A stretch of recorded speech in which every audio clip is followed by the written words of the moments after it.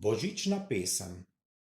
Možu po imenu Ebenezer Stispuh, ki je, milo rečeno, že zdavnaj pozabil na resnični čar Božiča, so prazniki plehki in zoprni.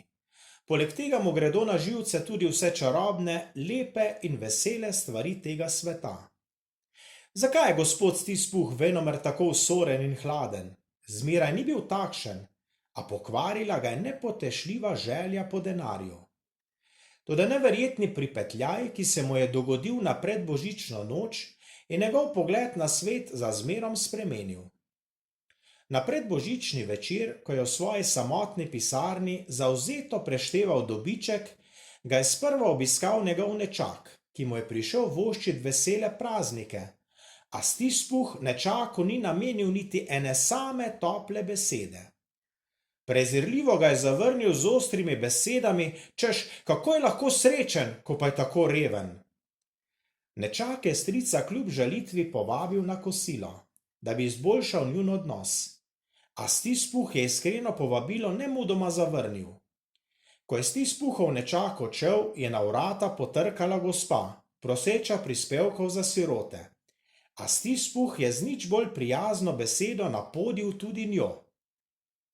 Ko se je šele v temi vrnil domov, v svoje samotno, a bogato stanovanje, je pred svojimi vrati zagledal lebdeti duha njegovega umrlega družabnika Jakoba Laporja, ki je bil za svoj čas prav takšen stiskač in nečimernež kot Ebenezer Stispuh.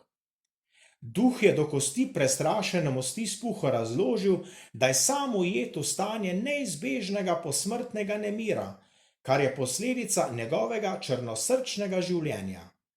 Stispuha je posvaril, da ima on še čas, da se spremeni, sicer ga čaka ista zla usoda kot Laporja, in mu obrazložil, da ga bodo nocoj obiskali še 3 duhovi. Kmalu zatem je Stispuha obiskal prvi napovedani duh. To je bil duh preteklosti. Duh je Stispuha popeljal na potep po njegovih božičnih spominih. Najprej sta se vrnila v njegov rojstni kraj in bila priča svetim božičnim trenutkom iz Stispuhovega otroštva, ki jih je preživljal s svojo družino in prijatelji. Ob pogledu na svoj nedolžni in srečni otroški obraz se je nekaj v Stispuhu premaknilo.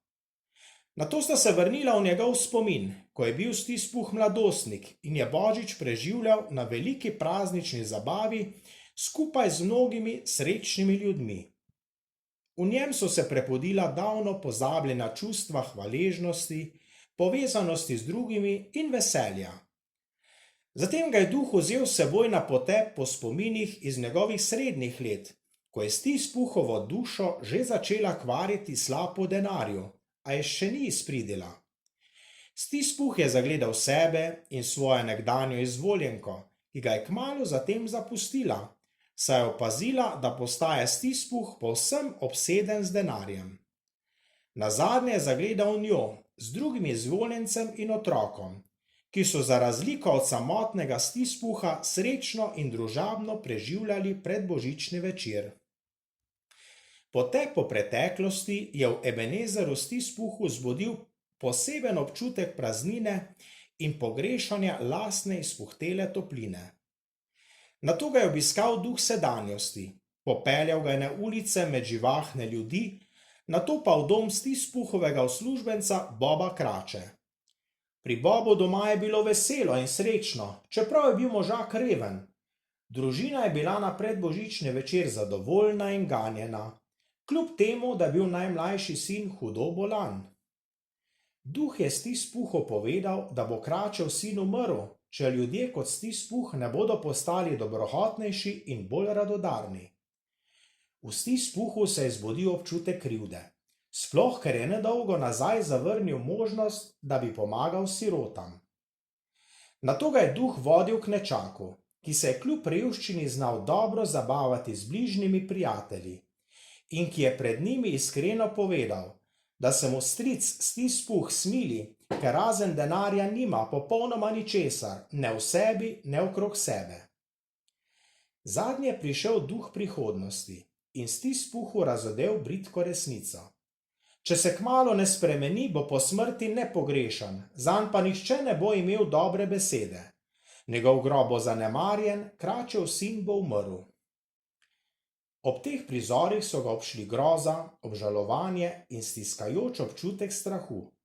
Zatorej se je pri priči odločil, da tak način življenja, kakršnega živi sedaj, ne vodi nikamor, ne k lastni, ne k tuji sreči.